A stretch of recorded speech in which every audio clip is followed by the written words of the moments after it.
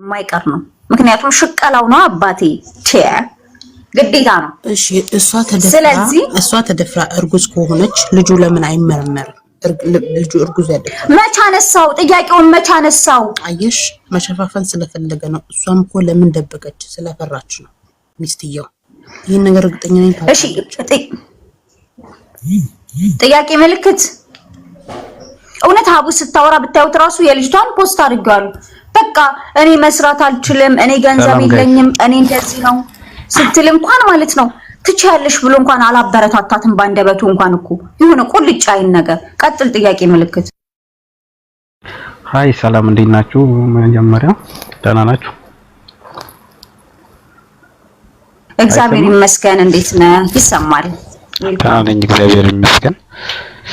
አለን እኔ ላይ ያው ፈቃደኛ ከሆናችሁ ስለ ማርታ ገረሞ ነበር ጥያቄ ማንሳት የምፈልገው። እሱ ላይ ራሱ በጣም ስተት አለ። አው ማርቲ አባቷ ቄስ ናቸው የተባሉት እና እኔ ለምሳሌ አሁን ያለሁት ስደት ቦታ ላይ ነው፣ ግን ስለነሱ ታሪክ እኔ አውቃለሁ የሚዬ ነው። እኔ በተደጋጋሚ ዋትስአፕ ላይም ደውዬለት ነበር፣ ኢማሙ ላይ ደውዬለት ነበር። ስደውልለት አያነሳም።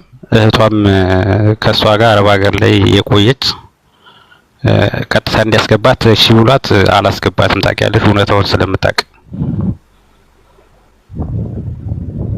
እሺ እየሰማው ነው። እና እኔ የምልሽ እንዴት መሰለሽ ልጅቱ የመጣችው 2003 ነው። አሁን ዘንድሮ ያለንበት ስንት ነው? 2018 አይደል? አዎ 2018 በኢትዮጵያ 2018 ነው፣ በፈረንጆች 2016። እና ደግሞ እኔ ውስጡን ተለቅ አድርጌ የማውቀው መሰረት የምትባል ጓደኛ ነበረቻት የኔ ዘመድ ማለት ነው።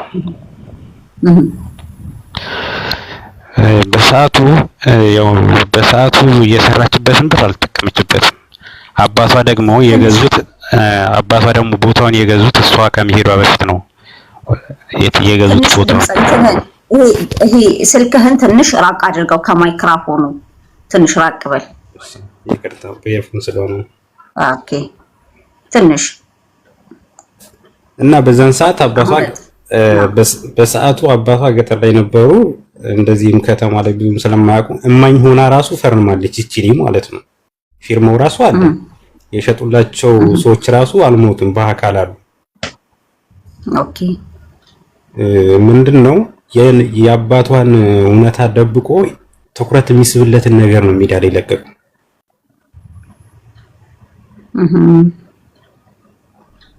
ማለት ልጅቱ በእርግጥ ከተማ ቦታውን እንደገዙት ከተማ በነበረ በቦታው እንዳለ ስለምታውቅ በሰዓቱ ተከተማ እንዲወጡ ቤት የሰው ልጅ እንደሚረዳው ቤት ልስራላችሁና ከተማ ግቡ ብላ ያወጣቻቸው እሷ ናት።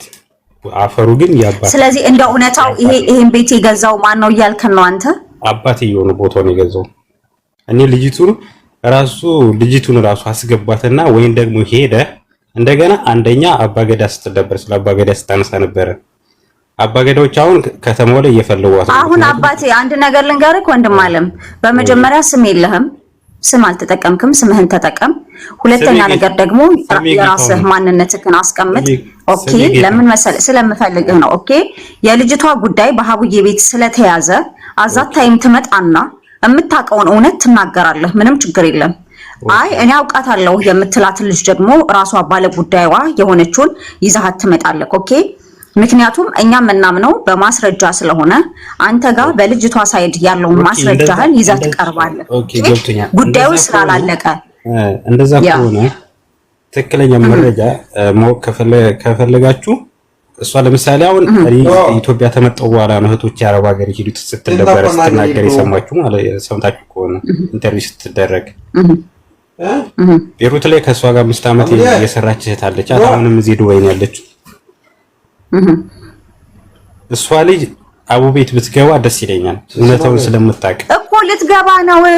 አሁን ሀቡዬ ወደ ሀገሯ ወደዚህ ማለት ነው ከኢትዮጵያ እስከምትመጣ ድረስ ነው። ሪካርድ ሁላ ነበረኝ። ሀቡዬ በአንቺ ቤት እርግጠኛ ነኝ ፍትህ አላጣም ብላታለች። እግረኛው ደግሞ ቢዝነሱን እየሰራ ስለሆነ 3 ኢንተርቪው አድርጓል። 4ኛ ኢንተርቪው ደግሞ ቦታው ላይ ሄዶ ሊያደርግ እንደሆነ ተናግሯል። ስለዚህ አንተ እውነታ አለኝ ካል አባትየው ናቸው እውነት ያላቸው ስትል ማስረጃህን ይዘህ መቼ ትመጣለህ አሃቡዬ ቤት? ወይም ደግሞ አንተ ሳትሆን የሚመለከትህ ደግሞ ለምን ያንተ የወሬ ወሬ ስለሆነ ዋናዋን ልጅ ታመጣታለህ ወይ ጓደኛ? እኛ የምንፈልገው ትክክለኛ እህቷ እንድትገባ ነው። እህቷ ማለት ነው እዚህ ያለችው እህቷ። ምክንያቱም አብረው ነው የደከሙት እዛ አረብ ሀገር ላይ ቤሩት ላይ ውጭ ላይ ሁላ ሲሰሩ ነበር። ውጭ ላይ ስልሽ ወጥተው ጠፍተው ምናምን ሲሰሩ ነበር። ያረባና ጉዴ ማንጅት እንት ፓሊጋር ነው ላይ ሳይለንት ስለዚህ ይኸውላችሁ ጋይስ ይሄ ሰውዬ አባትየው ናቸው እውነት ያላቸው ብሎ እዚህ ስደት ዓለም ላይ ያለችው እኔ መለከተኛል ስትል ገብታ ጉዳዩን ትናገራለች ታወራለች ማለት ነው። ምክንያቱም ያላለቀ ጉዳይ ስለሆነ አይ እሳቸው እንደዚህ ቤተክርስቲያን ስለሆኑ ብለክ ድጋፍ ልሰጣቸው ከሆነ እንዳትሳሳት አባይ ኖ በዛ መንገድ አይደለም። በዛ መንገድ ሳይሆን በህግ ተይዛ ነበር። የዛሬ ስንት ዓመትም ወጣለች ሜዳለች ልጅ ማለት ነው። የወጣችበትን ምክንያት በነግርሽ በመሃል ልጅ ትወልዳለች። ልጅ ወልዳ ልጄን ያዙልኝ ስትል እንዴት ልጇ መድኃኒት ትጠቀም ነበር በሰዓቱ። እናታቸው ደግሞ ኦፕራሲዮን ሆና ነበር በሰዓቱ ማለት ነው። እንዴት ነው እኔ እንደዚህ ሆኜ ልጅሽ እንዴት ማሳደግ እችላለሁ ስትላት እናንተን የውሸት ክስ መስርቼ አሰቃያቸዋለሁ ብላ ይወጣች።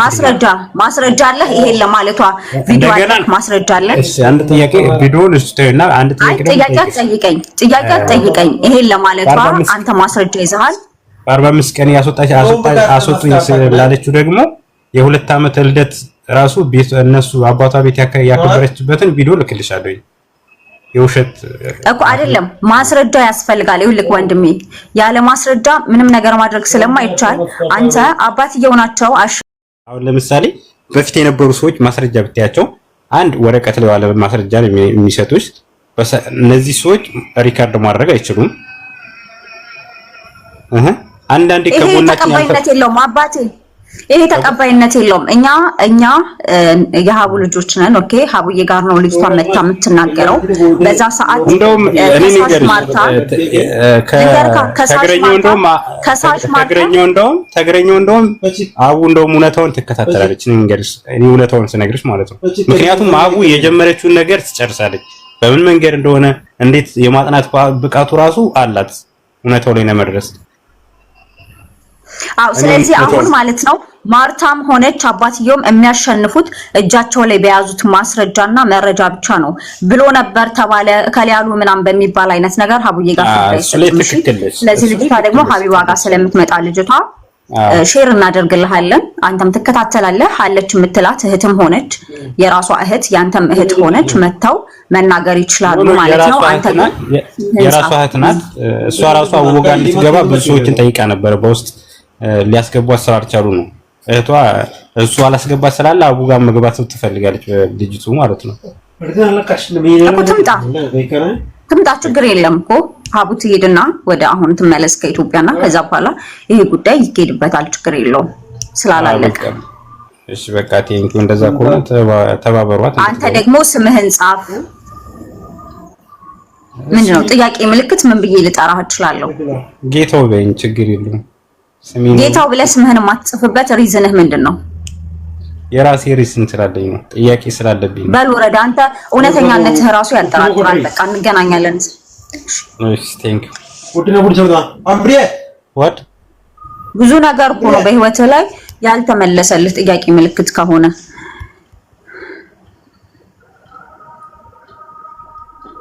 እሺ ወንድማችን ደሜ እሺ ቆይ አላስገባሽ ውዴ እንዴ ምን ጉድ ነው? አባቷ ናቸው አለ ቦታውን የገዙት።